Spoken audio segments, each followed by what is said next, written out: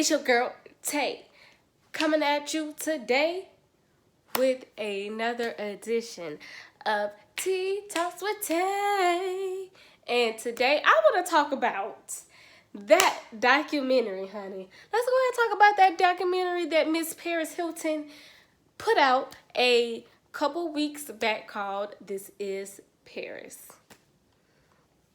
Now, the funny thing about this is I actually went on a mini Paris Hilton binge like a couple weeks before she announced that this documentary would be put out. And I was just like, it's just so funny how things work. So, like, I literally was all on Paris Hilton YouTube channel, like, listening to all of her at-home videos showing what she does on a day-to-day basis, talking about all of her businesses, texting her fans, looking at her mansion, all of this stuff. And that's actually when I learned that she would be putting out this documentary. So when that happened, I was like, oh my gosh, I can't wait. And she talked about in those videos how she was going to be showing the real her, something that, the world has never seen. And let me tell you, that she did. So basically, in this Paris Hilton documentary, we learned that the whole rich, dumb, blonde thing was a facade. The whole thing about being completely clueless, not knowing how to use a broom, all of this stuff, she was literally acting. She was putting on an act because she knew that that type of persona would get her the influence that she needed. Wow, so that proves just how intelligent this woman is. And I mean, this woman is a business mogul. Oh my goodness. She has line after line of line. She has a line of perfume. She has a line of cosmetics. She has a line of clothing and other things I'm really not even saying in this video. So many of these things. You can't be a dumb person and a businesswoman. It just doesn't happen that way. So that was very interesting to learn that she was putting on the act, and we are the ones who were being fooled this whole time.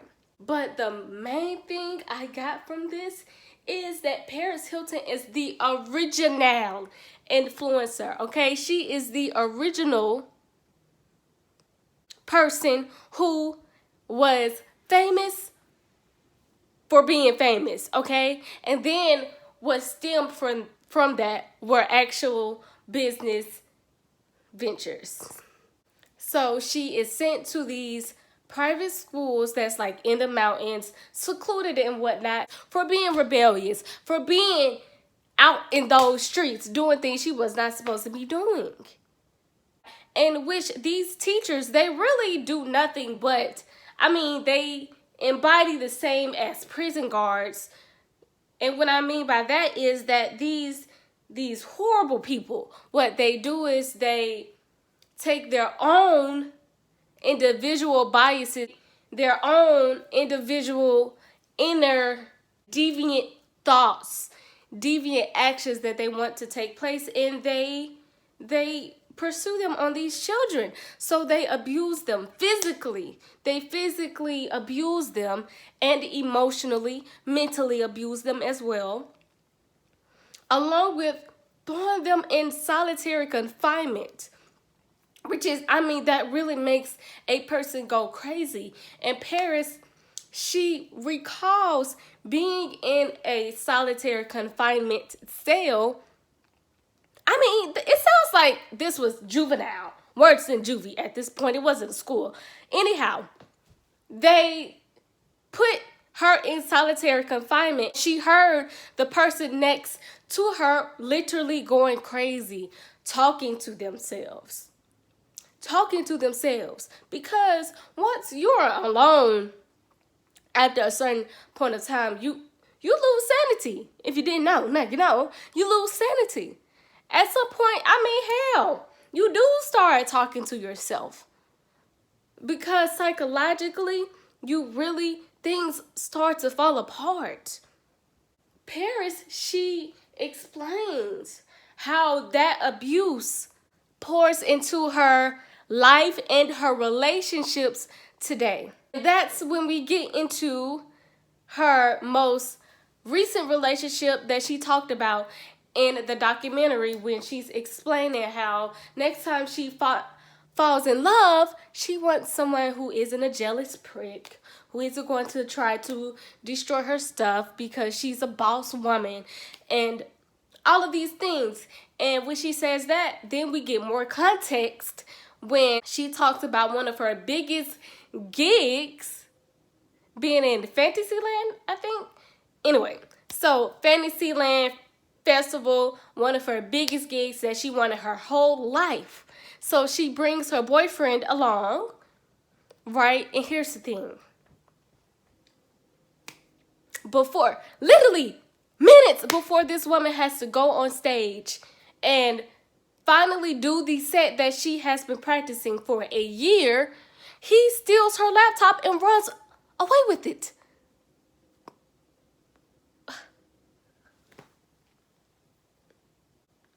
That's some punk. He stole her laptop because he felt like she was not giving him the attention he deserved. Of course not. She's focused on making sure she does the best DJ gig that she can do. She's focusing on, delivering to her fans. No, she's not paying attention to you right now. Goodness, the ego he must have had. So she ends up, going to a complete meltdown, yelling, chasing him, telling him to give back her laptop. She actually had to order to the security guards to rip off his wristband that gave him access to go wherever she went. That's embarrassing. That is toxic. So this woman, she finally gets her laptop back, like seconds before she goes on stage.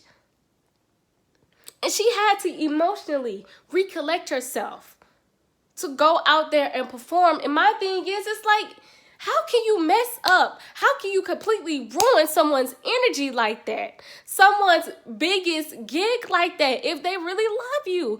Like, she couldn't even really enjoy the moments before she got on stage or really mentally prepared because she was messing around with this fool. Irregardless, she still ended up killing the set. Yes, go Paris.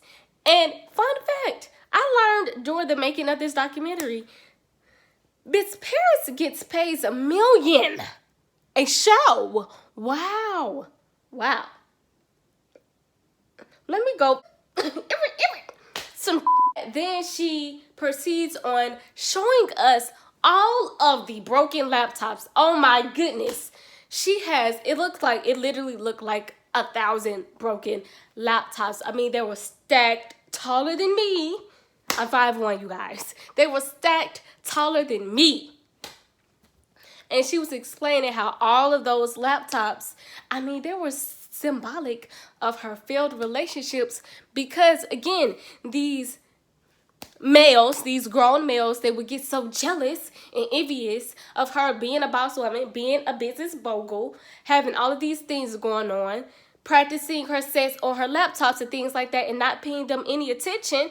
And they would destroy her stuff, trying to destroy her career. And sometimes they would even physically abuse her by grabbing on her arm and things like that. And so she began to unravel and thought that maybe the source of her even allowing this type of behavior is because of her past in those private schools. Because of that type of abuse, she thought, man, no one really cares if they are not treating me this way. Along with that, I really enjoyed the conversation she had with her big sister, Nikki. And Nikki got to be a Capricorn or something, because she gets to the point with her. She said, listen, you're a workaholic. Although you're insomniac, you're a workaholic and you're not going to stop. And Paris like, no, I'm not going to stop until I'm a billionaire. And Nikki's just like, Oh my gosh, can you at least take a vacation? You need the break. You need to not be the center of attention, always on the go like this. I mean, you even really took time to unpack and heal from that abuse that you endured in those private schools? And it doesn't sound like it, because hence her failed relationships, hence her having nightmares about being taken away at the middle of night, about being abused. And here's the thing, she's saying, I'm not going to stop until I'm a billionaire. She sounds and she looks exhausted. She doesn't even look happy. It sounds like, really, I get a materialistic vibe from Paris. And I know y'all like, well, duh, but it's like, how are you materialistic and not even remotely happy about your material things? And we see that because she has a closet full of things. And she literally said, you know what? A lot of this stuff I haven't even worn yet. A lot of this stuff has been just sitting here, freaking creating cobwebs. What you got it for then? It's so many people who need things. Donate it. Donate it. She's doing all of this work, and for what? I really did enjoy the campaign that she did for the private school that she went to, and for the others, calling them out. I have so much respect for her for that, because she's doing something that we ask a lot of these influencers, and that's use that platform for the better good. You cannot have all of this influence and everyone's attention like this and not be doing anything productive. Don't do that. So she used her celebrity power to bring attention to this disgusting, and I mean, it should be illegal. I mean, it gotta be illegal, right?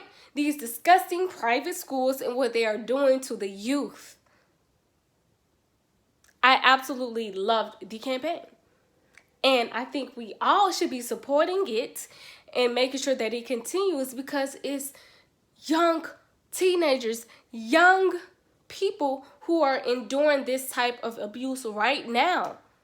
So she had the flyers, and each flyer, depending on the individual, they had what type of abuse they endured during their time at that private school. So they would have like solitary confinement, physical abuse, yada yada, whatnot.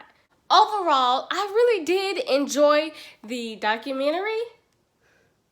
I definitely learned a lot of new things about Paris Hilton. I think that she did a really good job at redeeming herself from being that dumb blonde, and knowing that, I mean, she's a pretty intelligent woman, especially because she was able to unpack some of those things about her abuse with the private schools and how that pours into her relationships. And I think we all just really came away from that documentary thinking, wow, like Paris is, damn, like she kind of low-key depressed. Like she's doing all of these things, but when she's alone, I don't see her smile. She can't sleep at night. I really would like for her to take a break and like visit a facility, somewhere very nice where she can have a mental rest and fully recover from all of the BS that she has went through her entire life up until this point. Anyway, thank you so much for watching. Let me know how you feel below. Like the video. I mean, hell, dislike it. Makes me no difference, as long as you do either one. See you in the next one. Let's go ahead and get into the brave thing that I really am going to give Paris her props on doing, and that is the abuse. That is the abuse she endured when she went to all of these private schools that she was doomed and sent to by her parents